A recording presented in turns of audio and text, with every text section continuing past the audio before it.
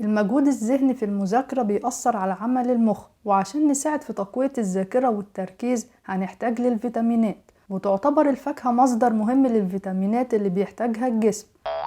وهنعمل النهاردة عصير رمان وبنجر بدون حليب عشان نساعد على تقوية الذاكرة والتركيز في المذاكرة بإذن الله. ويلا نعرف أهم فوائد الرمان. يعتبر الرمان من الفاكهة اللي بتساعد في تحسين مهارات التعلم، وبتساعد في حماية الخلايا العصبية اللي موجودة في المخ من التلف.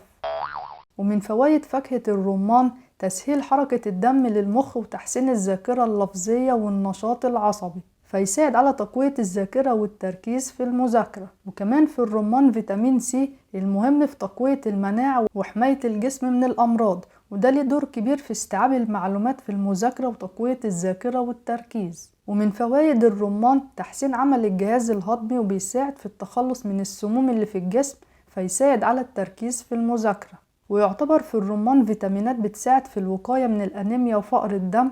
وآخر معلومة عن فوائد فاكهة الرمان إنه بيساعد في تقليل الوزن والشعور بالشبع لفترات طويلة، عشان في الرمان ألياف غذائية. وبكده يبقى احنا عرفنا معلومة سريعة عن فوائد فاكهة الرمان، وأهمها إنه بيساعد على تقوية الذاكرة والتركيز في المذاكرة بإذن الله. وهنستعمل تاني حاجة في عصير الرمان البنجر، عشان البنجر من الخضروات الجذرية اللي بتساعد في تحسين عمل المخ.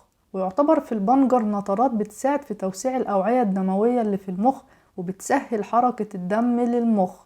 وبكده البنجر بيكون مفيد في تقوية الذاكرة والتركيز في المذاكرة. ومن فوائد البنجر تحفيز نشاط المخ، عشان في البنجر حمض الفوليك. وبكده البنجر بيكون من الخضروات الجذرية المهمة اللي بتساعد على تقوية الذاكرة والتركيز في المذاكرة، وتمنع الإصابة بالزهايمر. وآخر معلومة عن فوائد البنجر إنه مليان فيتامين سي، فيساعد على تقوية المناعة، ولما تكون المناعة قوية بيساعد في استيعاب الدروس أسرع، ويسهل استرجاع المعلومات.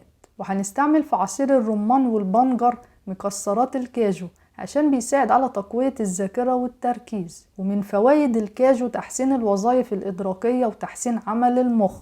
وكمان عايزة أقولكم إن في الكاجو عناصر مهمة زي النحاس والحديد والزنك، فتساعد على تحسين وظائف المخ. ويعتبر الكاجو مهم في الوقاية من أمراض القلب، عشان في الكاجو أحماض دهنية ودهون أحادية غير مشبعة. وآخر معلومة عن فوائد مكسرات الكاجو إنه بيساعد في تقليل الشعور بالجوع، ومفيد في تقليل الوزن، عشان في مكسرات الكاجو عناصر غذائية. وبكده يبقى احنا عرفنا مع بعض فوائد مكسرات الكاجو، وأهمها إنه بيساعد على تقوية الذاكرة والتركيز في المذاكرة بإذن الله. ويلا نعمل عصير الرمان والبنجر والمكسرات مع بعض. والعصير ده مناسب في وجبة الفطار. هنجيب واحدة من البنجر ونحطها في كوباية مية ربع ساعة، عشان لو فيها تراب أو طين ينزل في المية. وده شكل البنجر بعد ربع ساعة. وبعد كده نشطف البنجر ونحط على البنجر كوباية مية، ونسيب البنجر يتسلق على النار لمدة 10 دقايق. وده شكل البنجر بعد السلق، وهنسيبه يبرد شوية وارجع لكم تاني. وده شكل البنجر هنقشره عشان نستعمله في العصير. هنجيب كمية من الرمان ونتأكد ان مفيهاش رمان بايظ، ونحطها في الخلاط